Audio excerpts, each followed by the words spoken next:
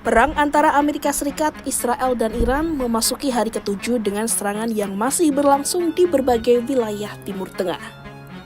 Operasi militer yang dipimpin Washington dan Tel Aviv terus menargetkan fasilitas militer Iran, sementara Teheran tetap meluncurkan serangan balasan berupa rudal dan drone ke sejumlah wilayah di kawasan. Intensitas konflik membuat situasi keamanan regional semakin tegang, dengan laporan korban jiwa meningkat, gangguan terhadap infrastruktur penting, hingga evakuasi warga sipil dari kawasan tersebut. Pada hari ke-7 konflik, militer Amerika Serikat dan Israel masih melanjutkan operasi militer terhadap berbagai target di Iran. Serangan itu disebut menargetkan instalasi militer strategis, termasuk peluncur rudal balistik serta fasilitas pertahanan udara. Militer Israel mengklaim telah melakukan sekitar 2.500 serangan udara sejak operasi dimulai. Israel juga menyatakan telah menghancurkan sebagian besar sistem pertahanan udara Iran dan mencapai keunggulan udara yang hampir sempurna. Sementara itu, Komando Pusat Amerika Serikat melaporkan telah menyerang sekitar 200 target di Iran dalam 72 jam terakhir, termasuk kapal militer dan fasilitas peluncur rudal. Sejak konflik dimulai, laporan menyebutkan lebih dari 1.200 orang tewas di Iran, menjadikannya salah satu periode paling mematikan dalam eskalasi terbaru di kawasan tersebut. Di tengah tekanan serangan udara, Iran tetap melakukan serangan balasan terhadap target di kawasan Timur Tengah. Garda Revolusi Iran melaporkan telah meluncurkan kombinasi rudal dan drone ke sejumlah wilayah, termasuk pusat kota Tel Aviv di Israel. Namun, menurut pejabat Amerika Serikat, intensitas serangan balasan Iran dilaporkan menurun dibanding hari-hari pertama konflik. Serangan rudal balistik disebut turun sekitar 90%, sementara penggunaan drone menurun sekitar 83% sejak awal perang. Meski begitu, sejumlah serangan masih dilaporkan terjadi di beberapa negara teluk yang menjadi lokasi pangkalan militer Amerika Serikat. Pada hari ke-7 konflik, beberapa negara teluk melaporkan adanya serangan rudal dan drone dari Iran yang menargetkan wilayah mereka. Di Bahrain, sebuah rudal dilaporkan menghantam kilang minyak milik negara di kawasan industri.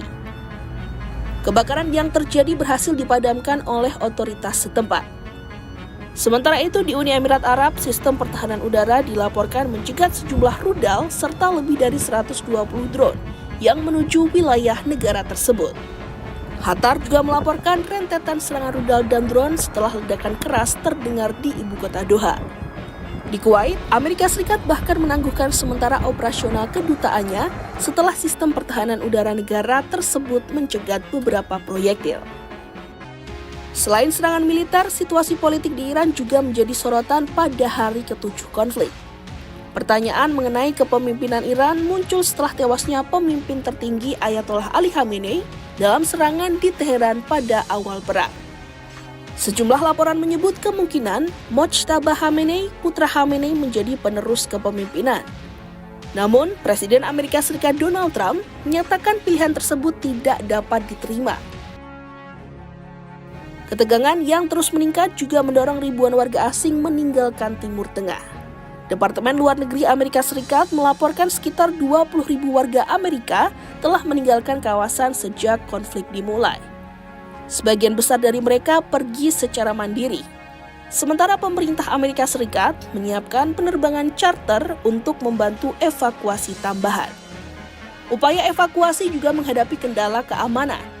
Sebuah penerbangan evakuasi yang disewa pemerintah Prancis untuk mengevakuasi warganya dari Uni Emirat Arab dilaporkan terpaksa berbalik arah di tengah perjalanan setelah muncul ancaman serangan rudal di wilayah tersebut. Perang yang berlangsung selama 7 hari ini juga mulai memicu dampak global. Di Amerika Serikat, pasar keuangan sempat terguncang setelah harga minyak melonjak akibat konflik. Indeks Dow Jones dilaporkan turun lebih dari 1.000 poin pada awal pekan ketika kekhawatiran mengenai stabilitas energi global meningkat. Sementara itu di Eropa, beberapa negara memperkuat posisi militer defensif di kawasan Mediterania Timur. Sementara negara lain mendorong solusi diplomatik untuk mencegah konflik semakin meluas.